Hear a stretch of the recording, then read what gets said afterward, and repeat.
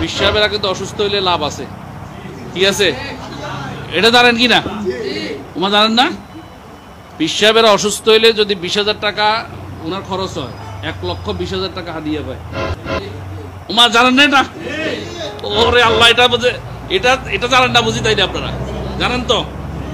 আমার কাছে বহু প্রমাণ আছে। পীর সাহেব হুজুর ঢাকা আসি কি হয়েছে, ভর্তি হয়েছে। পীর সাহেবের মুরিদেরা, ছাত্ররা, মুতাল্লিকিন, মুহিব্বিনেরা বিকাশের, নগদে, ব্যাংকে ডিরেক্ট যা পাচ্ছে তা দিছে। আয় হায়, এক পীর সাহেবের 16 লাখ টাকা উঠছে। কত লাখ? 16 লক্ষ টাকা। এটা আমাদের, এটা আলেমদের শান, এটা সমালোচনা নয় তো। এই পীর সাহেবের আমার প্রতি মনে কষ্ট নিবেন না, এটা তো আমরা গর্ব, তো আমাদের খুশি। তো আপনারা যে অসুস্থ হয়ে যে এই পীর সাহেব 16 লাখ টাকা পাইছে, এটা তো আমি খুশি, কারণ এটা আলেমদের শান। আলেমরা অসুস্থ হইলেও মানুষ দেখেন আলেমদের কি সম্মান, আলেমদেরকে আল্লাহ দিছে, ইজ্জত কে দিছে।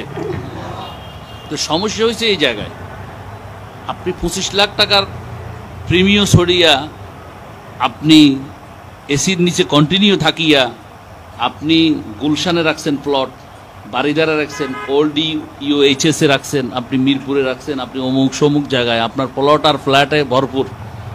আপনি মাইকে কেন, ওয়াজে যাইয়া কেন আমার তরুণ বক্তাদের পকেটে 20-25 হাজার টাকা ঢুকতেছে, এটা নিয়ে কেন মাথা ব্যথা আপনার?